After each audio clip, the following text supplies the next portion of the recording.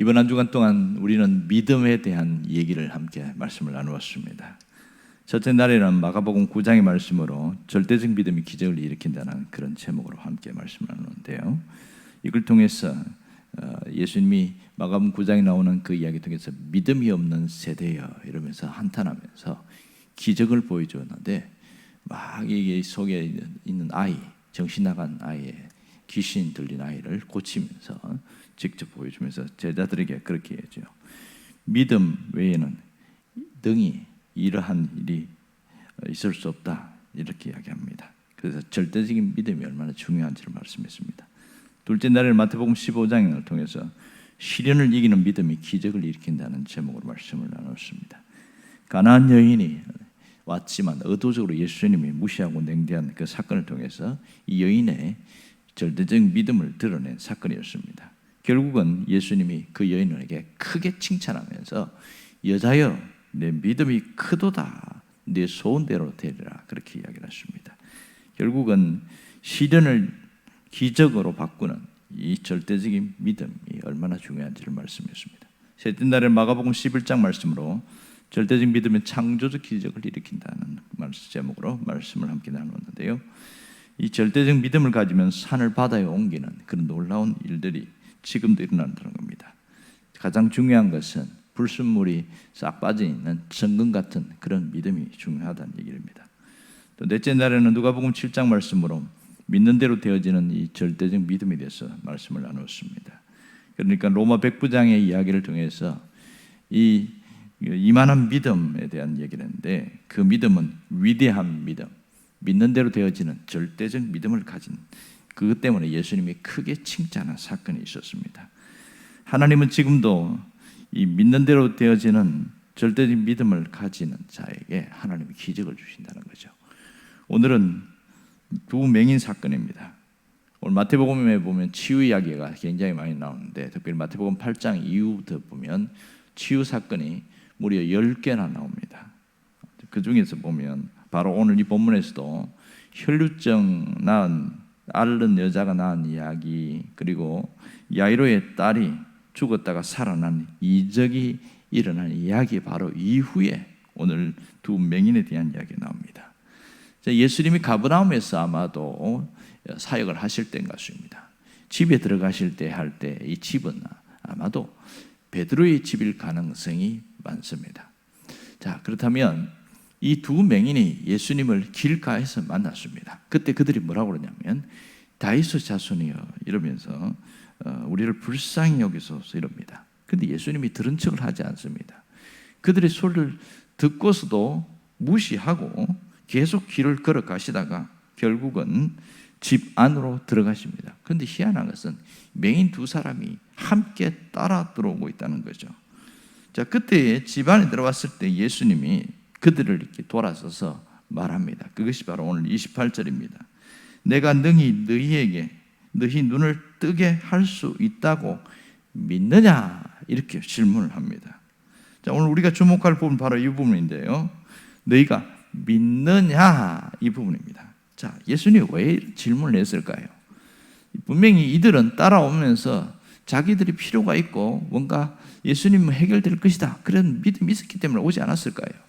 그런데 예수님이 돌아서서 너희들이 믿느냐 이렇게 묻는 이유는 그들은 아직도 믿음이 있는 것처럼 보이지만 어떤 껍데기의 믿음 아니면 의심이 있는 믿음 뭐 그런 것 때문 아닌가 한번 이런 생각도 해볼 수 있는 거죠.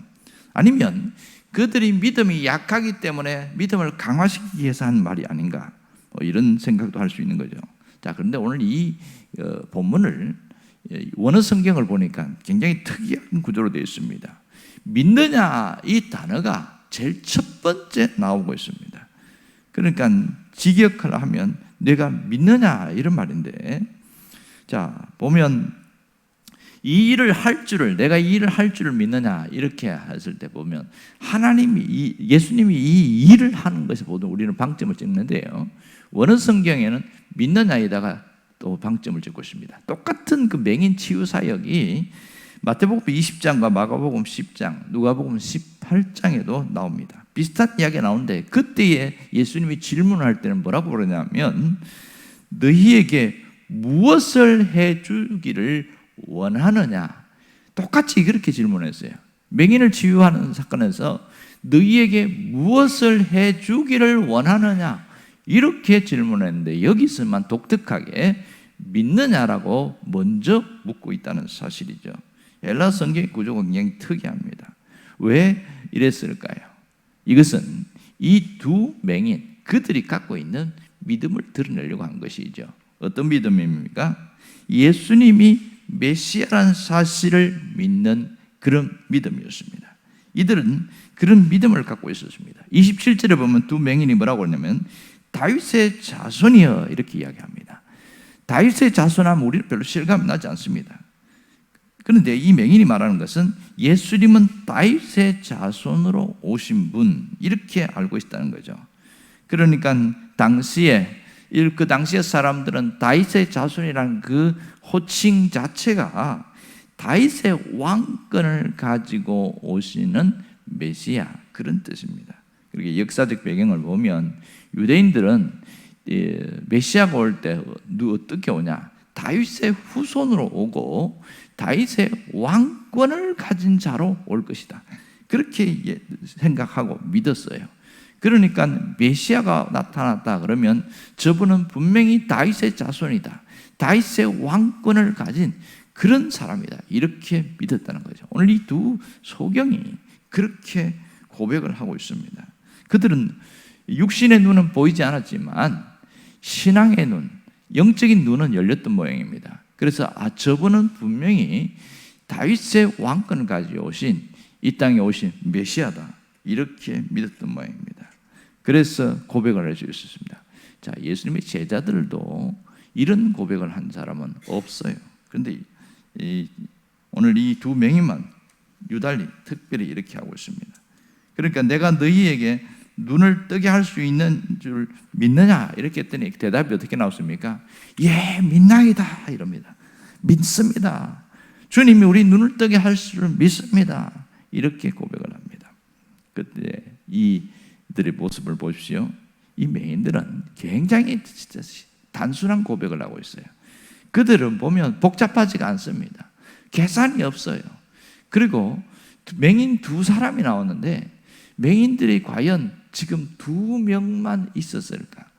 주로 그들은 자기들이 눈이 안 보이기 때문에 서로 같이 모여서 사는 경우가 많습니다. 그러면 거의 집단적으로 모여 있을 가능성도 있죠. 그러면 다른 맹인들도 주변에 있었음이 틀림없습니다. 그런데 유달리 예수님께 나온 사람은 두 명만 있었어요. 이건 뭘 의미하냐?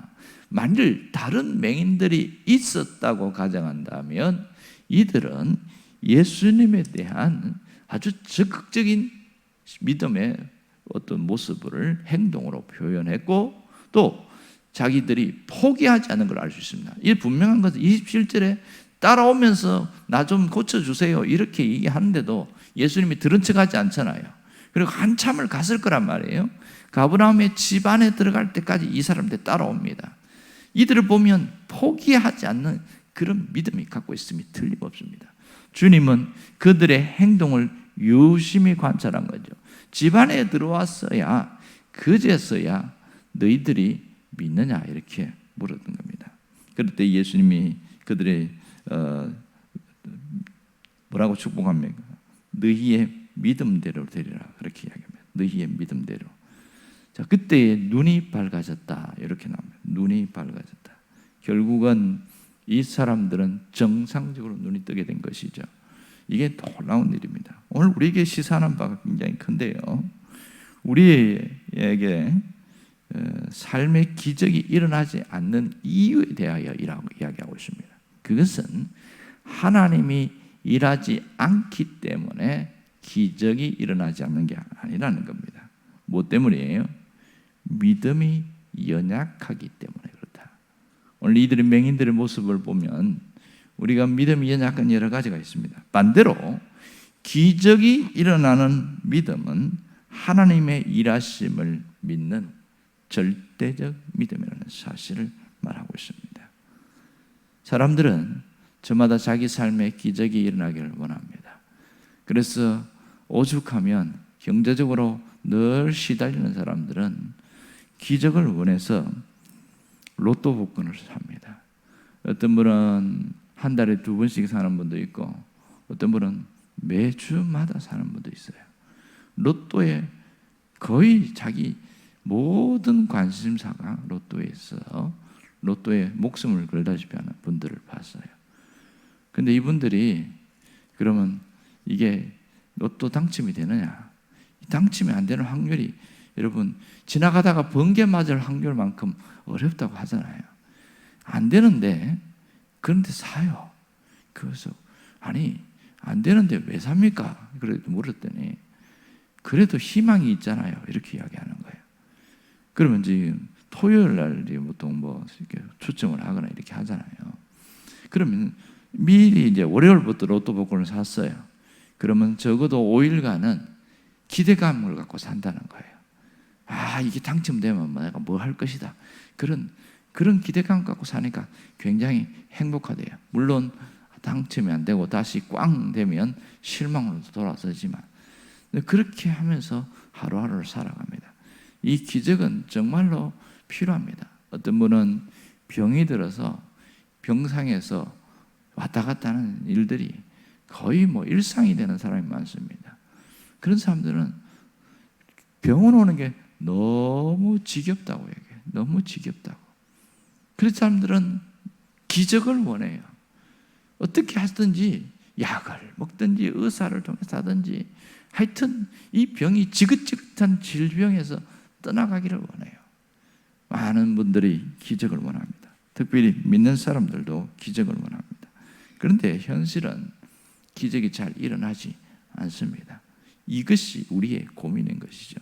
또 기적을 희망하지만 그냥 희망 고문이 되어질 때가 굉장히 많습니다. 어떤 분이 쓴 글을 보니까 기적이 일어나지 않는 3가지 이유를 오병이어 사건을 빗대어서 얘기하는 걸 봤습니다. 아마 신앙인들에게는 이게 문제가 아닐까 그런 얘기인 것 같아요. 그 오병이어 사건에 누가 나오냐면 빌립이 나옵니다. 빌립을 들어서 얘기를 하는데 요한복음 6장에 보면 오병이어 사건 전에 예수님이 빌립에게 묻습니다. 이 사람들을 어떻게 하면 먹일 수 있겠냐 이렇게 질문을 하지요. 그럴 때에 빌립이 이제 대답하는 얘기가 먼저 나오고 있는데요. 어디 가서 떡을 사서 먹일 수 있겠느냐 이랬더니 순간 움직이는데 자 사람들이 빌립이 갖고 있는 그런 어떤 생각 그런 신앙인데 그게 뭐냐 경험을 의존하는 신앙 경험에 의존하는 신앙 때문에 이렇게 기적이 일어나지 않는다. 첫 번째 이유를 그렇게 들었더라고요.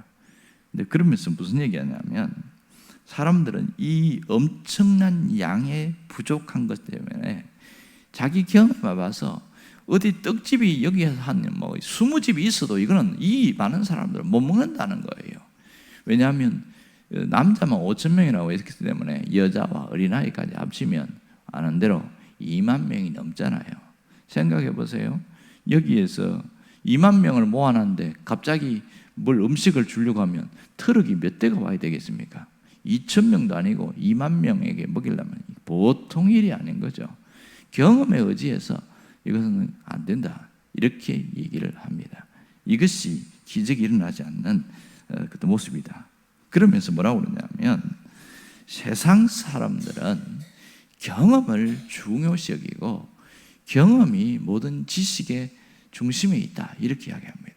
우리는 오랜 경험을 통해서 이런 일을 겪었기 때문에 안 된다는 것이 상식이 되어 있다. 이렇게 얘기합니다. 맞는 얘기지요. 두 번째는 뭘 얘기하냐면 현실을 우선으로 하는 신앙 때문에 기적이 일어나지 않는다. 이 얘기를 하는 거예요. 그 현실에 우선한다는 게 뭐냐?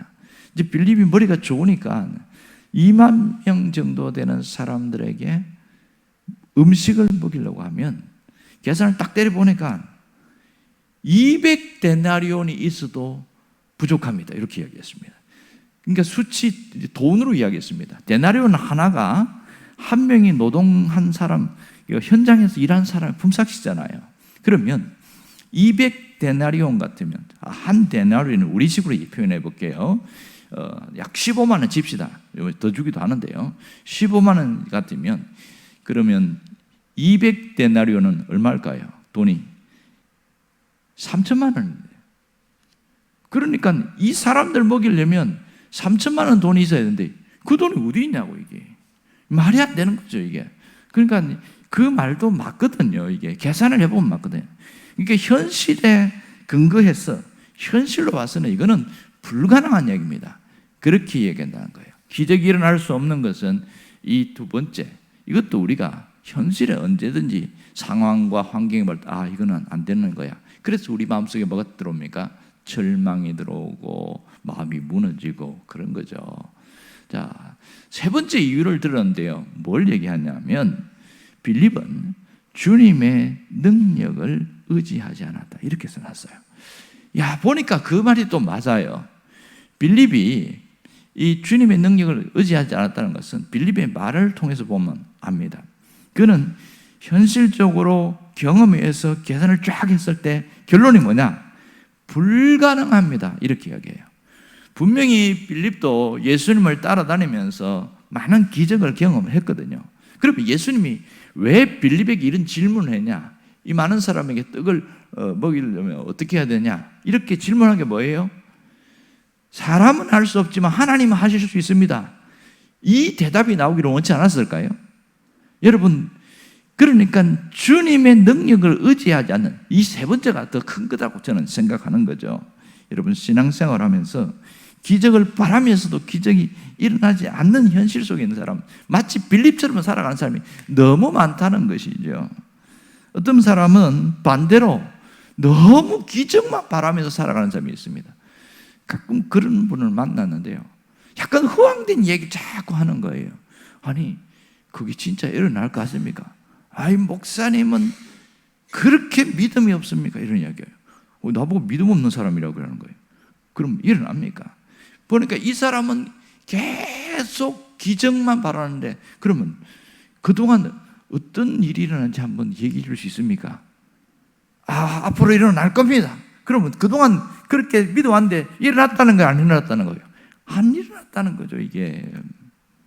그러니까 기적만 바라니까 뭐가 있냐면 기복주의로 빠지는 거예요. 말씀을 의지하거나 주님을 의지하거나 그렇지 않고 기복주의로 빠져버리는 겁니다. 그래서 둘 다 문제다.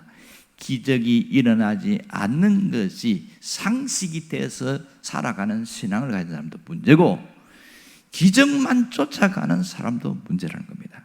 자, 분명히 한 가지 우리가 기억할 것은 지금도 우리가 신앙생활하면서 여전히 기적이 일어난다는 사실입니다. 누구에게 일어납니까? 하나님의 일하심을 믿는 절대적 믿음을 가진 사람에게 기적이 일어납니다.